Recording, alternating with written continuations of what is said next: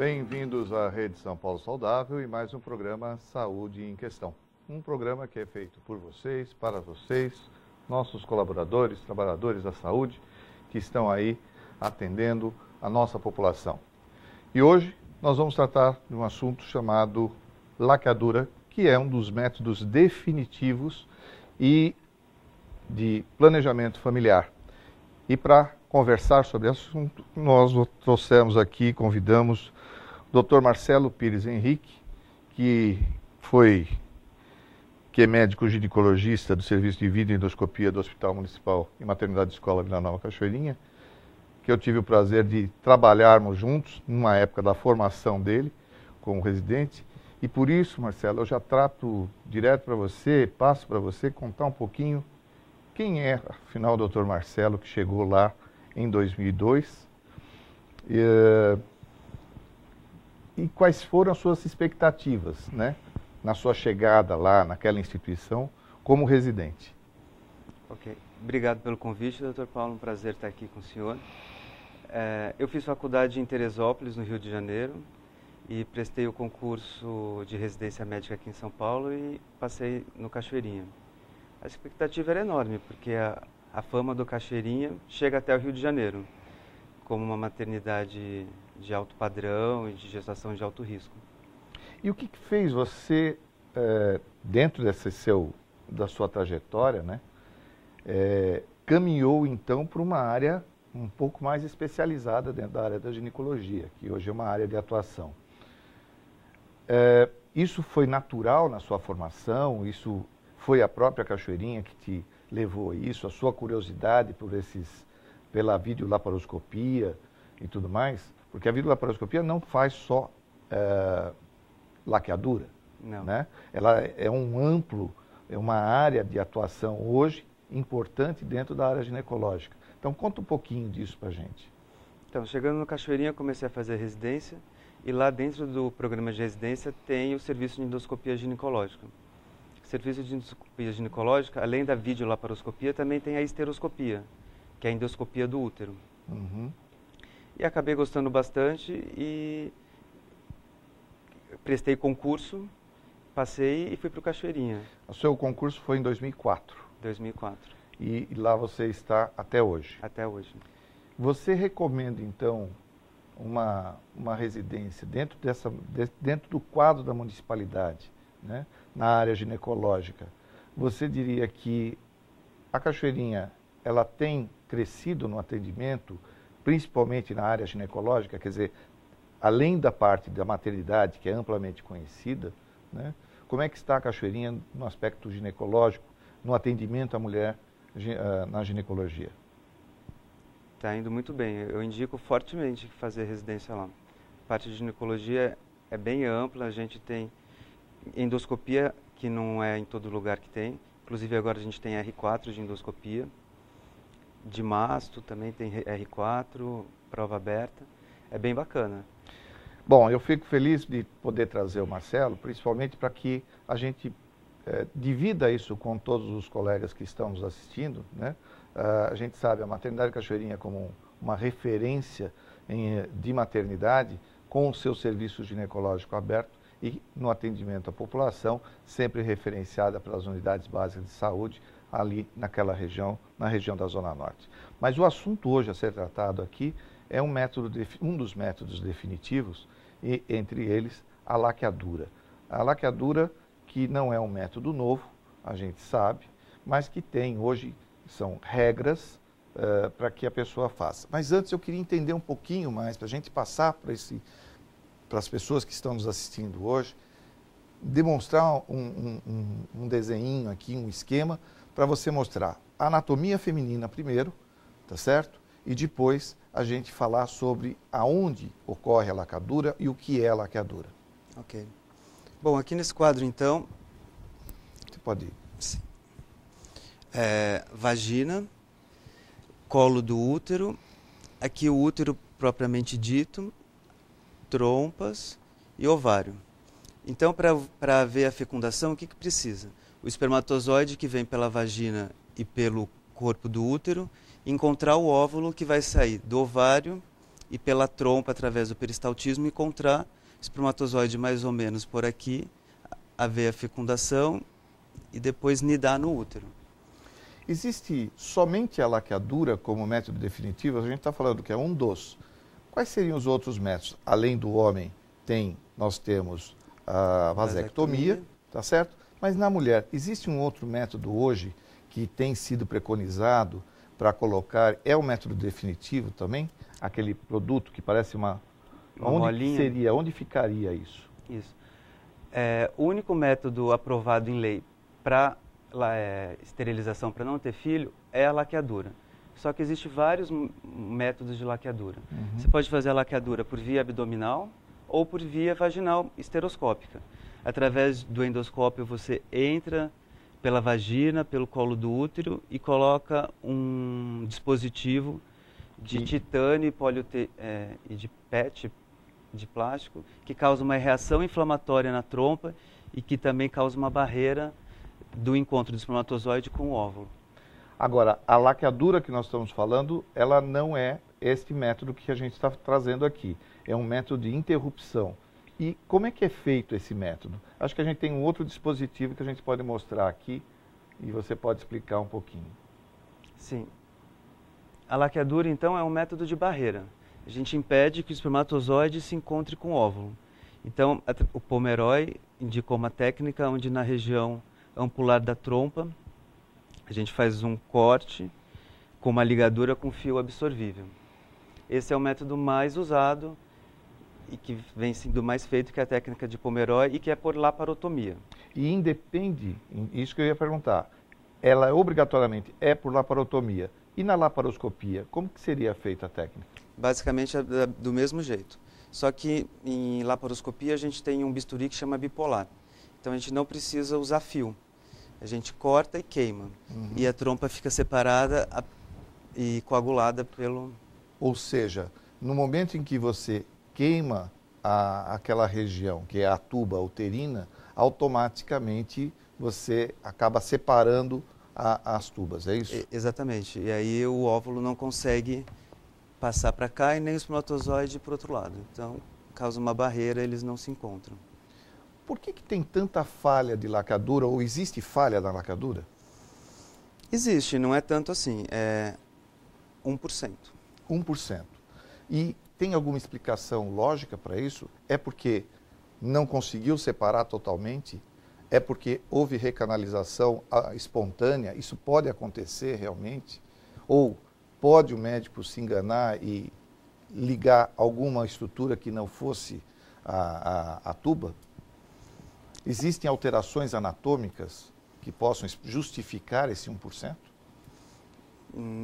No homem, sim, é mais comum. Agora, em mulher, é difícil ter uma alteração anatômica que você não vê durante a cirurgia. Falhas sempre podem ocorrer, mas é bem difícil. Existem casos de reanastomose espontânea, existem casos de óvulo que migra para a trompa, mas é bem raro. O que pode acontecer também é uma gestação na trompa. Essa é uma das complicações mais comuns? Sim. O fato de ocorrer aí uma interrupção parcial da tuba uterina? Sim. E aí haver a gestação em lugar que não seja o útero. Você falou em duas vias. Uma via é a via aberta, a via abdominal aberta. A outra via é a via laparoscópica. A laparoscopia, por ser algo que aumenta o campo de visão, melhor, ela permite, é como se fosse uma lente de aumento, né? Então, é mais fácil, isso auxilia, ou é mais tranquilo você fazer uma laqueadura por videolaparoscopia do que pela via abdominal aberta, pela via abdominal? Sim e não. A laparoscopia precisa de um tempo de aprendizado diferente do que da laparotomia. A laparotomia, geralmente, todo médico já está mais acostumado a fazer, e a laparoscopia precisa de um treinamento novo. Mas sim, a câmera da laparoscopia aumenta a imagem entre 7 e 15 vezes. Então você tem... a estrutura está aumentada, você consegue ter uma visualização melhor. Mas o principal benefício da laparoscopia é para a paciente. A recuperação. Sempre que a gente é submetido a uma cirurgia, o nosso organismo entra num catabolismo. Então, quando a gente faz uma laparoscopia, o organismo não entende muito bem que a gente foi submetido a uma cirurgia. Então, a gente não entra nesse catabolismo metabólico. Então, a paciente volta ao trabalho mais rápido e tem menos riscos de hérnias e essas complicações tardias também. Nós vamos voltar nesse assunto daqui a pouco. Sou Paulo Fernando, coordenador municipal de residência. Hoje estou aqui apresentando esse programa, que é um programa feito por vocês, para vocês aí que estão nos assistindo, e com o intuito de levar a informação e deflagrar, ou melhor, compartilhar esse conhecimento do Dr. Marcelo Pires, que é um médico ginecologista que trabalha na instituição Hospital e Maternidade Escola Vila Nova Cachoeirinha, no serviço de videolaparoscopia. E estamos aqui trocando uma ideia sobre um dos métodos definitivos, que é a laqueadura, né? Agora, voltando aí para aquilo que nós estávamos conversando, e sempre que eu faço esse intervalinho aqui, eu gosto de avisar a todos. Se você não ficou feliz com a resposta, se você ficou com alguma dúvida na resposta, entre em contato conosco através do canal profissional @prefeitura.sp.gov.br e estaremos enviando então ao Dr. Marcelo para que ele responda. Então, se você tiver alguma dúvida com relação a algo que não seja respondido, que você, na hora que passou aí na frente da TV, não teve oportunidade de observar, não teve tempo de ver a resposta, ouviu a pergunta, não viu a resposta, você pode encaminhar para nós, canal profissional @prefeitura.sp.gov.br. Marcelo, agora, dentro dessa estrutura você falou da videolaparoscopia, mas a grande vantagem da videolaparoscopia não é o fato de não expor a região peritoneal. Isso é verdade? Quer dizer, quando você não expõe a cavidade aberta, não há o ressecamento peritoneal e isso pode também ajudar, quer dizer, o intestino continua funcionando normalmente. Essa é a grande diferença? Essa é a grande sacada da videolaparoscopia? Sim. Sim. Não ter o ilho paralítico, né, que a gente chama que o intestino parar de funcionar depois de uma laparotomia. Quando você faz incisões no peritônio maior do que 4, 5 centímetros, isso leva o organismo a ter essa resposta catabólica ao trauma, que é parar o intestino, começar a perder proteína. Na vídeo, como as incisões são de meio a 1 centímetro, o organismo não percebe isso tão fortemente. Entendi. Agora, toda mulher, ela tem o direito e pode optar por fazer laqueadura, esse método definitivo. Como é que se trata a legislação hoje? E eu queria que você falasse um pouquinho sobre a legislação. Pode passar a caneta, porque senão eu vou esquecer de ficar com ela. Não é toda mulher que pode fazer. Existe uma lei que regulamenta a laqueadura tubária. Na década de 70 e 80, aumentou muito os casos de cesarianas para fazer a laqueadura tubária. Vendo isso, o governo baixou uma lei em que diz que é proibido fazer a laqueadura durante o parto. Durante o parto e os 40 dias pós-parto e aborto. Então, puérpera não pode fazer laqueadura. Aí já tem uma série de perguntas que a gente pode imaginar. Tem mais alguma coisa com relação à legislação? Sim. A fator etário? Sim. A paciente precisa ter 25 anos ou 2 filhos e ter a capacidade civil plena. Então, uma paciente que para ter capacidade civil plena, você tem que ter 21 anos e poder tomar decisões. Então, aquelas pessoas que têm algum déficit intelectual, às vezes precisa de uma autorização do juiz. Mas se não tem isso e tem 2 filhos, tendo mais do que 21 anos, que é quando você fica capaz civilmente, você pode fazer. Ou seja, tendo 2 filhos, 2 ou mais filhos, e se ela tiver mais de 21 anos, sem ter 2 filhos? Aí ela precisa ter 25. Aí é 25. Sem filhos são 25 anos. Quer dizer, mesmo uma pessoa sem filhos, ela pode optar por uma esterilização, por uma laqueadura. Uma laqueadura, um processo definitivo para o corpo dela. Pode. Tá. Com relação a isso, porque a gente vem acompanhando esse processo. Agora, você falou na questão da laqueadura, este método que é um método considerado definitivo e que pode trazer algumas dúvidas. A gente sabe que até antes da lei, a lei é de 2007, 2008, se eu não me engano, e até a lei, até ser trazido toda essa questão legal, o que existia, na verdade, era uma postura de que se indicava muito a cesárea, a via abdominal, para se fazer laqueadura. E pelo que você está colocando, a lei proíbe isso. Proíbe. A gente só pode fazer a laqueadura durante a cesárea em pacientes que têm cesáreas sucessivas. Então, você está fazendo a 4ª cesárea numa paciente. Aí você pode fazer a laqueadura durante o parto, porque uma próxima cesárea, a 5ª cesárea, vai ser de alto risco. Isso é uma avaliação que o profissional faz no ato do parto? Ele faz essa avaliação no ato, ele e o auxiliar atestam no prontuário médico. Que aí haveria um risco de uma 5ª gestação e por isso é feito. Caso contrário, aquela questão de que as mulheres tinham vários partos por vias vaginais, aí chegava no 3º, 4º filho. Quando ela optava, o médico indicava uma cesárea. Isso também não é um ato hoje que é permitido. Nem um pouco.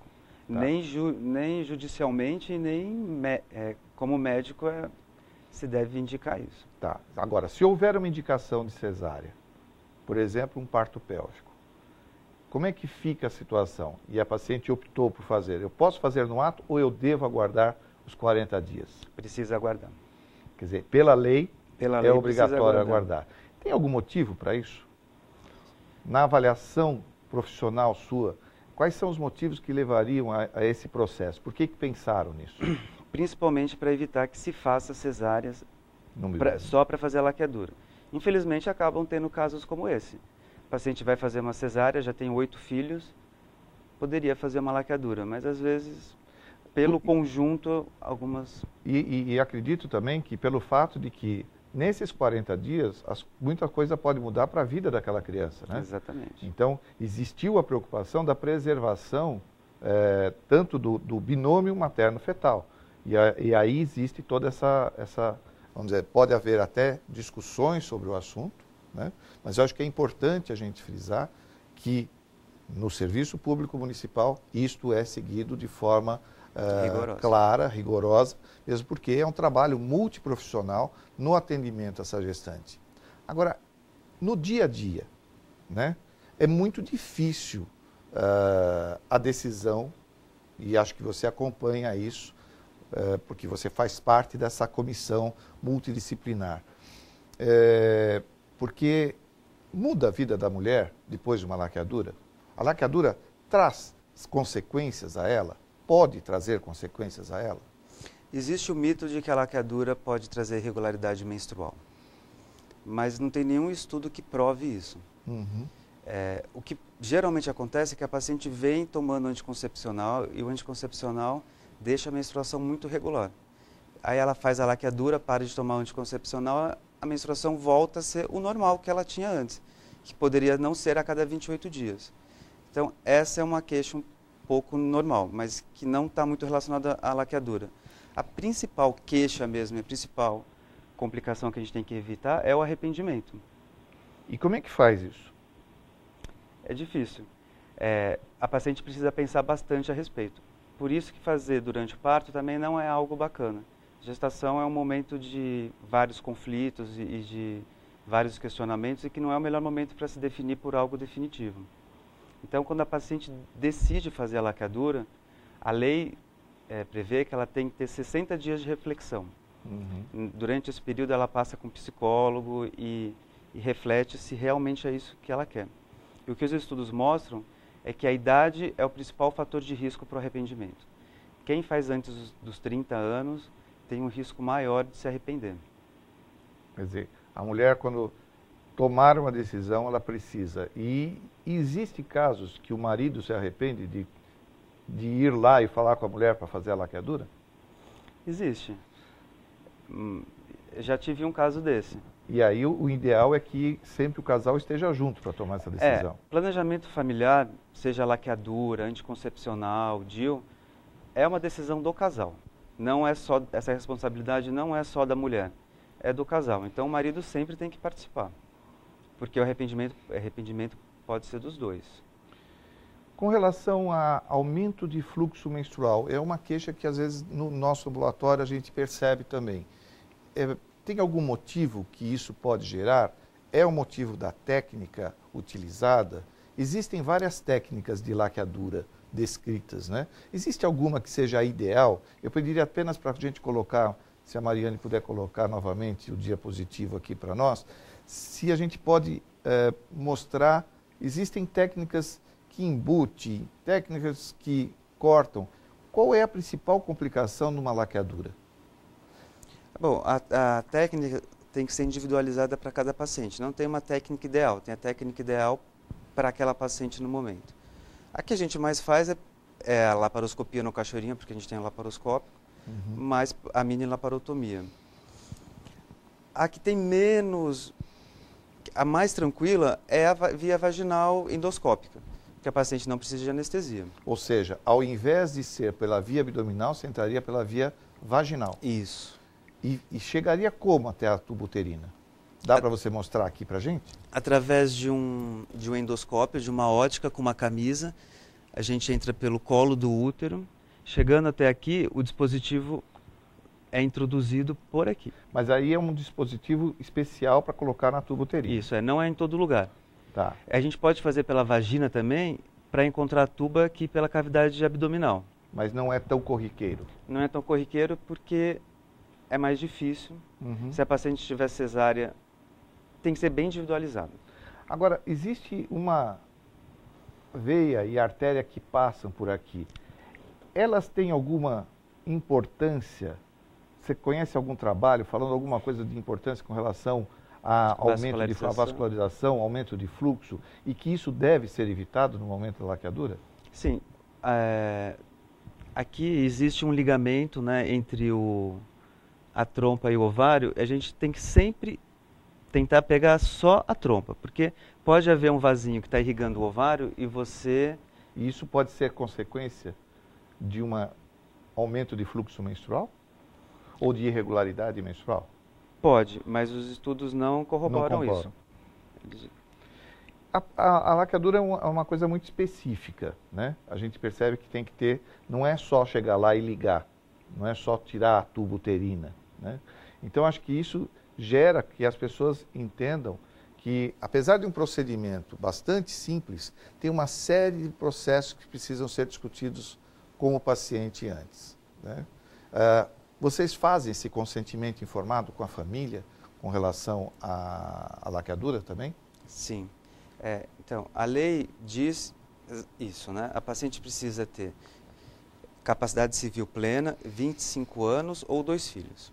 Se ela entra nessa categoria, ela passa com o médico, onde a gente explica todo o procedimento e pede para ela passar numa consulta com a assistente social e com a psicóloga. Nessa consulta, o marido tem que estar presente e ele também assina o consentimento.